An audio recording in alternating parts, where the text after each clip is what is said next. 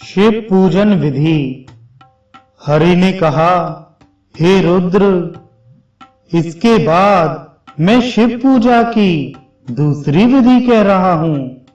इस विधि के अनुसार गणेश, सरस्वती, नंदी, महाकाल, गंगा, यमुना, अस्त्र तथा वास्तुपति देव की पूजा मंडल के द्वार पर करनी चाहिए और साधक पूर्वादि दिशाओं में इंद्र आदि सभी दिक्पालों की पूजा करे। उसके बाद कारणभूत समस्त तत्वों की पूजा करे। उन तत्वों में पृथ्वी, जल, तेज, वायु और आकाश ये पंच महाभूत हैं। गंध, रस, रूप, स्पर्श तथा शब्द ये पांच उनकी पांच तन्मात्राएं हैं। वाक, पाड़ी, पाद, पायो एवं उपस्थ ये पांच कर्मेंद्रियों और श्रोत, त्वक, चक्षु, जिह्वा तथा घ्राण ये पांच ज्ञानेंद्रियां हैं। इनके अतिरिक्त मन, बुद्धि, चित्त और अहंकार ये अंतःकरण चतुष्ट हैं। इनसे ऊपर पुरुष की स्थिति है। इन्हीं पुरुष को शिव कहा जाता है। इन तत्वों के साथ राग, बुद्धि, विद्या, कला, काल, नियति, माया, शुद्ध विद्या, ईश्वर और सदाशिव जो सबके मूल हैं, उनकी भी पूजा होनी चाहिए।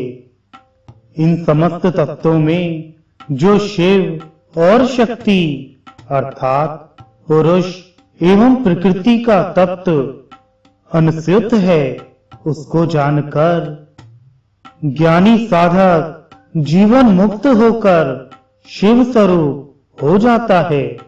इन तत्वों में जो शिव तत्व है वही विष्णु है, वही ब्रह्मा है और वही ब्रह्म तत्व है। भगवान सदाशिव का मंगलमय ध्यान स्वरूप इस प्रकार है। वे देव पद्मासन पर विराजमान रहते हैं। उनका वर्ण शुक्ल है। सदैव 16 वर्ष की आयु में स्थित रहते हैं। वे 5 मुखों वाले हैं। उनके 10 हाथों में क्रमशः दक्षिण भाग की ओर अभय मुद्रा, प्रसाद मुद्रा, शक्ति, शूल तथा खटवांग और वाम भाग की ओर सर्प, अक्षमाला, डमरू, नीलकमल तथा श्रेष्ठ विजौरा नींबू स्थित रहता है। इच्छा, ज्ञान और क्रिया नामक 3 शक्तियां उनके 3 नेत्र हैं। ऐसे वे देव सर्वदा कल्याण की भावना में अवस्थित रहते हैं। इसलिए इन्हें सदाशिव कहा गया है। ऐसे मूर्तिमान देव का चिंतन करने वाला साधक सदैव काल भय से रहित रहता है।